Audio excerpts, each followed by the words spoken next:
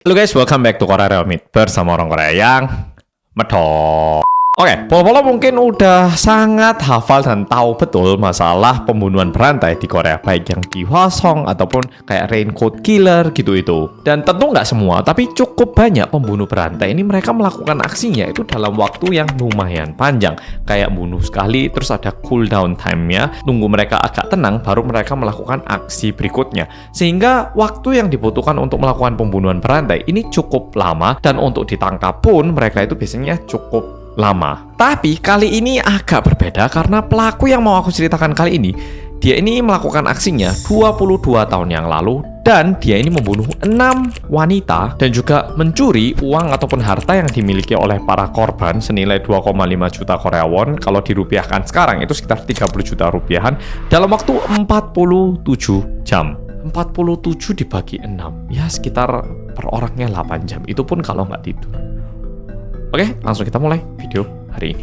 Awal mulanya kejadiannya ini terjadi pada tanggal 30 April tahun 2002. Tanggal 30 April ini merupakan hari Selasa dan itu merupakan waktu-waktunya Korea itu lagi mengadakan World Cup. Tapi sebenarnya lebih tepatnya World Cup Korea Japan, jadi Korea dan Jepang. Dan buat pol-pol yang mungkin usianya mirip sama aku masih ingat World Cup tahun itu. Nah, jadi itu merupakan masa-masanya Korea itu lagi rame-ramenya nonton Piala Dunia. Dan bahkan buat pol-pol yang nonton pasti ingat, dan ini juga pasti ada efek home ground-nya. Korea itu bahkan masuk ke semifinal dan tembus juara 4. Sehingga itu adalah World Cup pertamaku. Aku sebagai Hansol nonton World Cup Korea masuk ranking 4. Dan aku ngira Korea itu sepak bolanya itu sebagus itu. Dan berjalannya waktu aku mulai nyadar kalau itu merupakan kayak rekor yang tidak mungkin bisa terpecahkan lagi. Ya mungkin 40 tahun kemudian, tapi itu rekor yang benar-benar nggak masuk akal. Pokoknya di masa-masa gitu tiba-tiba ada satu telepon masuk ke kantor polisi yang ada di Yongin. Halo, selamat siang. Kami kantor polisi Yongin. Yo, ikulah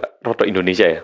Selamat siang, ini kantor polisi Yongin. Ada yang bisa dibantu? Halo Pak Polisi, ini saya mau melaporkan Pak. Jadi saya ini nangkap orang, dia ini nyuri Pak. Nah ini udah saya tangkap di tempat parkiran perusahaan saya ini Pak. Nah tapi ini pelakunya 2 orang Pak. Yang satu ini lari ke bukit ini Pak. Bukitnya ini ada di belakang tempat parkir Pak. Bisa nggak bapaknya nih datang segera ke sini Pak? Ini butuh bantuan kita Pak. Polisi yang menerima laporan seperti itu langsung berangkat ke tempat, dan sesampainya di tempat, polisi menemukan satu buah mobil Hyundai Sonata EF. Ini salah satu jenis mobil Hyundai, sampai sekarang masih ada. Yang baru terakhir ini Sonata desainnya bagus ya. Ya ini nggak iklan, nggak sponsor. Lanjut lagi. Nah pokoknya polisi nyampe situ ada mobil ini dan juga ada satu orang laki-laki yang sudah ditangkap sama para warga. Nah tentu nggak cuma polisi, pol-polo dan semua orang yang melihat situasi itu pasti nyadar kalau ini merupakan mobil yang digunakan oleh pelaku.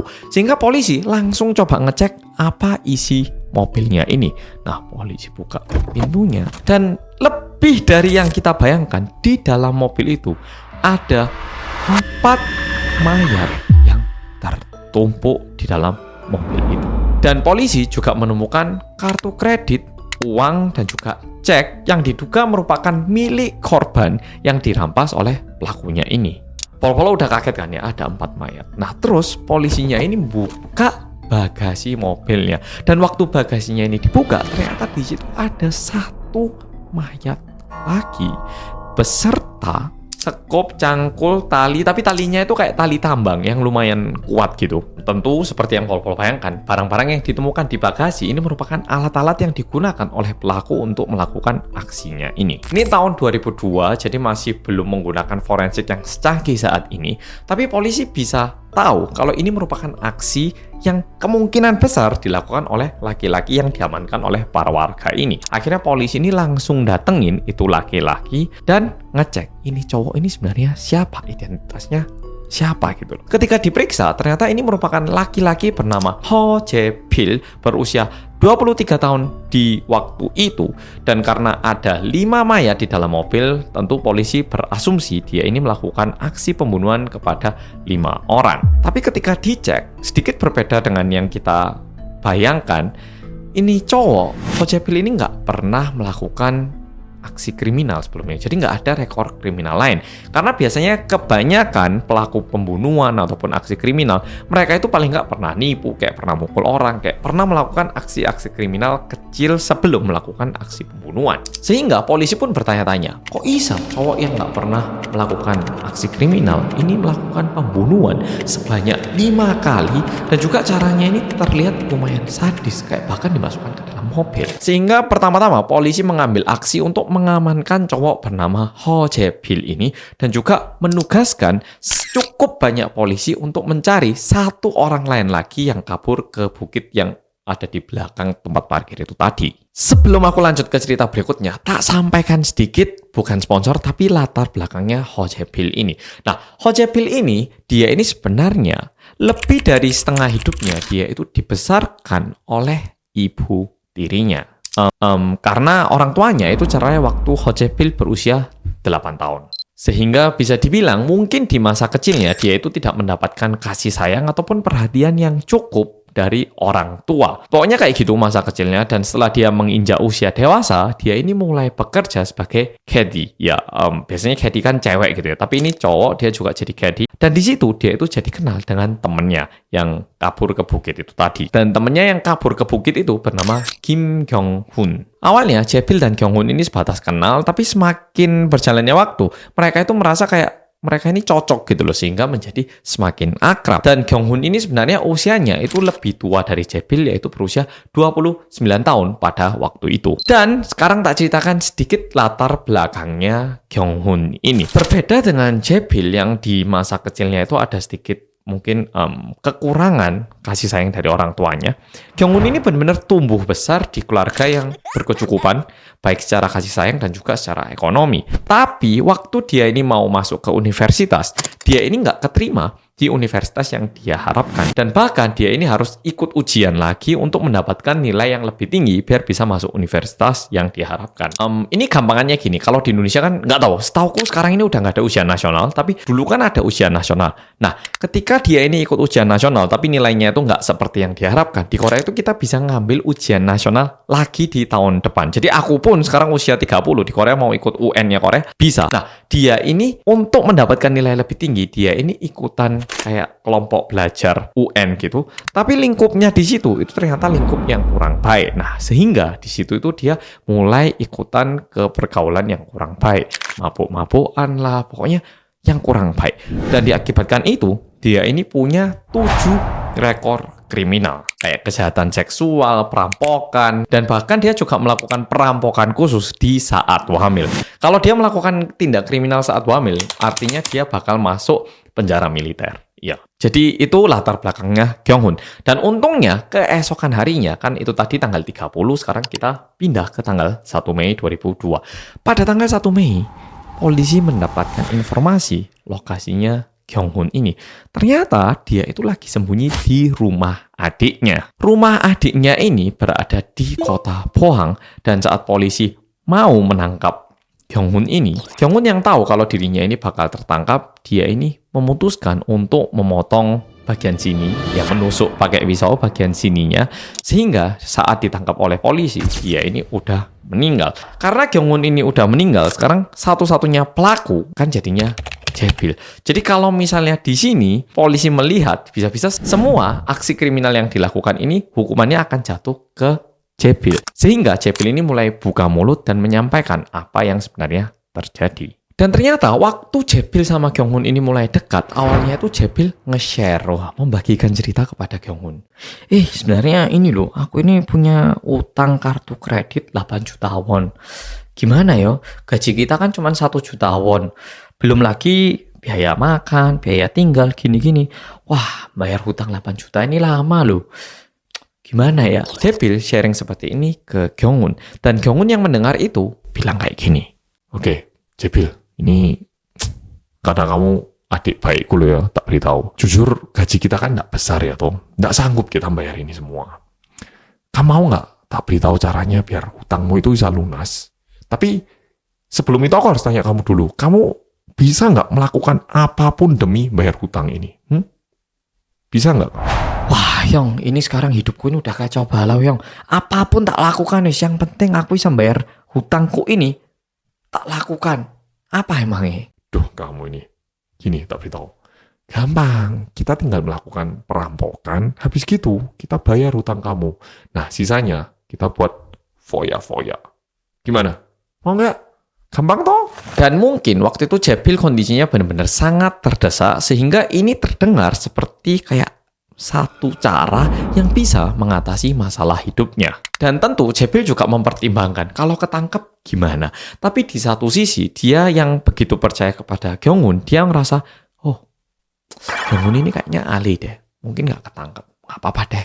Kayak gitu. Ini mungkin buat pol-pol yang udah usia di atas 30, ngerti. Waktu kita temenan sama temen di usia 20-an gitu kan kesannya kayak apapun bisa ya tuh. Tapi setelah dewasa kita mikir kadang ya itu cuma sebatas pertemanan yang begitu solid tapi nggak berarti kayak benar-benar bisa dilakukan semua ya toh. Ya. Jadi mungkin Jebil itu berada di waktu-waktu pertemanan begitu bisa dia percaya gitu. Dan juga saking terdesaknya itu satu-satu harapan yang mungkin pingin dia percayai. Setelah itu, akhirnya mereka melakukan aksi pertamanya. Aksi pertamanya ini dilakukan pada tanggal 18 April tahun 2002. Nah, mereka ini menyiapkan satu mobil yaitu Hyundai Sonata itu tadi dan menelepon seorang perempuan yang mereka kenal. Ceweknya ini bernama Lee, berusia 32 tahun dan merupakan pemilik salon. Dan sebenarnya cara mereka memanggil Lee ini, perempuan berusia 32 tahun ini nggak terlalu susah. Karena Gyeongun kenal sama Lee, dia itu telepon terus bilang, ini mau nggak ini hangout sama aku, mau nggak jalan-jalan sama aku. Nah, perempuan bernama Lee ini, ya karena memang kenal sama Gyeongun ya udah yuk keluar ya. Sehingga perempuan ini datang ke tempat mereka janjian untuk ketemu. Dan cara mereka menghabiskan nyawanya Lee ini itu sangat simpel sebenarnya.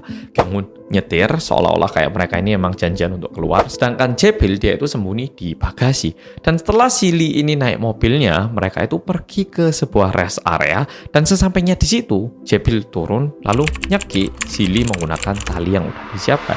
Dan setelah itu kartu kredit, uang dan semua yang bisa dicuri. Kartu kreditnya ini mereka bawa ke ATM lalu mereka tarik uang sejumlah 2,86 juta. Dan ini nariknya nggak sekali, tapi 12 kali karena ada limit penarikan. Dan setelah itu, Lee yang sudah meninggal ini dibawa ke jurang dan di situ ya dibuang gitu aja. Dan sebenarnya pada waktu itu, pada tanggal 18 April malam ini, karena ini merupakan aksi pertama, Jebil itu merasa agak bersalah kayak, wah ini kayaknya nggak benar. Tapi setelah mayatnya Lee ini dibuang dan dia mendapatkan uang, rasa bersalahnya itu nggak tinggal begitu lama di dalam hatinya katanya. Dan aksi berikutnya ini lanjut pada tanggal 27 April tahun 2002. 9 hari setelah aksi pertama, kali ini Gyeongun dan Jebil yang udah lebih berpengalaman, mereka ini mencuri lampu taksi dan juga plat nomor sebuah taksi. Nah, lampu taksi yang dimaksud itu lampu yang ada di atasnya mobil taksi itu loh. Nah, itu dicuri sehingga mobil yang mereka gunakan Sonata ini bisa terlihat kayak taksi beneran dan mereka itu mulai keliling daerah Suwon dan juga Yonggi. Tentunya dengan cara yang sama, Jebil sembunyi di bagasi sedangkan Gyeongun yang nyetir mobilnya. Setelah itu mereka tinggal nunggu korban untuk memanggil mereka karena mereka udah menjadi taksi. Dan kebetulan di malam itu ada seorang perempuan bernama Park yang berprofesi sebagai guru piano yang nyetop taksinya. Dia naik, terus ceweknya ini bilang, oh saya mau ke rumah. Gitu. Tapi taksinya ini arahnya itu jelas-jelas bukan ke tempat tujuan. Dan ceweknya ini udah ngancem juga. Mas, kalau ini masnya ngawur saya tinju loh mas. Yang bener mas, saya tujuannya ke sini bukan ke sana. Nah, tapi tentu itu nggak mempengaruhi aksi dari Gyeongun dan juga Jebil. Mereka pergi ke tempat yang sepi dan jarang orang. Gyeongun memanggil Jebil yang ada di bagasi. Lalu mereka, lebih tepatnya Gyeongun memperkosa Park. Dan setelah itu mereka membunuh Park dengan cara mencekik. Setelah itu, mereka juga mengambil uang senilai 20.000 won dan juga kartu kredit dari dompetnya Mbak Park ini. Tapi berbeda dengan aksi pertama, kali ini Jebil itu nggak merasa bersalah. Tapi yang dia rasakan adalah, wah ternyata nyari uang gampang ya. Karena menggunakan kartu kreditnya Mbak Park ini, mereka berhasil mendapatkan uang senilai 500.000 won. Dan karena jumlah uang yang dibutuhkan ini masih kurang, mereka ini memutuskan untuk menaruh jasadnya Mbak Park ini di bagasi dan nanti buangnya itu sekalian. Dan keesokan harinya pada tanggal 28 April tahun 2002, lagi-lagi mereka melakukan aksinya dan tentunya di malam hari jam 9 mereka mulai melakukan aksinya. Kali ini lagi-lagi korbannya bermarga Lee dan berusia 20 tahun. Setelah korbannya naik ke taksi, mereka bawa lagi daerah yang jarang orang. Dan lagi-lagi mereka bunuh dengan cara mencekik dan mengambil uang senilai 1,9 juta Korea won dan menyembunyikan jasadnya lagi di bagasi. Sebenarnya hingga saat ini mereka itu baru melakukan 3 kali aksi, yaitu tanggal 18 April dan juga yang kedua itu kemarin, dan hari ini itu korban ketiga. Tapi setelah melakukan 3 kali aksi seperti ini, mereka merasa kayak ternyata nggak susah yo. Bisa ini kita lanjutkan. Mereka itu malah lebih berani lagi jadinya. Sehingga keesokan paginya jam 5 subuh pada tanggal 29 April tahun 2002, kebetulan mereka ini lewat depan sebuah klub yang ada di kota Suwon. Nah, mereka lewat, ada 3 orang perempuan yang nyetop taksinya ini. Dan perempuannya ini semua usia 20 tahunan. Salah satunya bermarga An dan berusia 22 tahun. Nah, pokoknya mereka bertiga ini naik taksinya Kyung-hun dan Jae-bil ini. Kali ini memang korbannya ada 3 orang, tapi karena mereka ini kondisinya mabuk, sehingga Kyung-hun dan Jae-bil itu tidak kesusahan untuk melakukan aksinya. Sehingga mereka lagi-lagi pergi ke tempat yang jarang orang, memperkosa, membunuh, dan juga menanyakan password kartu kredit mereka, dan dibunuh. Meskipun korban yang kali ini 3 orang, tapi jumlah uang yang berhasil mereka dapatkan itu sebenarnya sangat dikit, hanya 120 Korea won. Sehingga dari tanggal 28 hingga 29 April tahun 2002, jumlah uang yang mereka kumpulkan itu 2,5 juta Korea won sebenarnya. Di sini tentunya pasti Polo juga mikir, kalau gitu mereka lanjut lagi ya mas ya. Kok di situ akhirnya mereka berhenti ketangkap, kenapa? Karena total korban udah 6. Sebenarnya mereka itu udah mau lanjut, tapi Kyung-hun ini agak sok pintar. Kayaknya plat nomorku ini bisa-bisa dicurigai nih. Jabil, kita nyuri plat nomor taksi yang lain lagi aja biar kita nggak dicurigai. Dan saat mereka ini mencuri plat nomor taksi lain, mereka itu ketangkap. Dan sedikit info, sebenarnya perempuan yang dibunuh pada tanggal 18 April itu suaminya juga nyariin dan udah laporkan kepada polisi. Dan setelah diperiksa, dicari di video siapa yang narik uang dari kartu kredit istrinya, nah ternyata pelakunya ini udah ketangkap pada tanggal 30 April, yaitu Jae-bil sama Kyung-hun. Dan akhirnya pada tanggal 6 Mei tahun 2002, dia melakukan reka adegan, nunjukkan gimana dia melakukan aksinya. Dan di situ sih dia terlihatnya sangat sedih dan sangat menyesali tindakan yang sudah dia perbuat. Tapi kalau berdasarkan polisi yang melakukan investigasi dan juga penyelidikan, sebenarnya selama pemeriksaan, Jae-bil ini tidak pernah terlihat menyesal sama sekali. Bahkan dia itu terkesan kayak masih ketawa-ketawa dan juga kayak cukup bangga dengan aksi yang dia lakukan dan menyayangkan, wah kalau nggak ketangkep bisa lebih lagi, kayak gitu. Dan tentunya seperti yang udah bisa kita bayangkan, diakibatkan aksinya yang sangat brutal ini, dia mendapatkan hukuman mati di sidang. Tapi seperti yang Polo tahu, di Korea nggak ada hukuman mati. Ada, hukuman matinya ada, tapi nggak diberlakukan hingga saat ini dia masih di penjara. Oke, Polo, kejadian kali ini sampai di sini.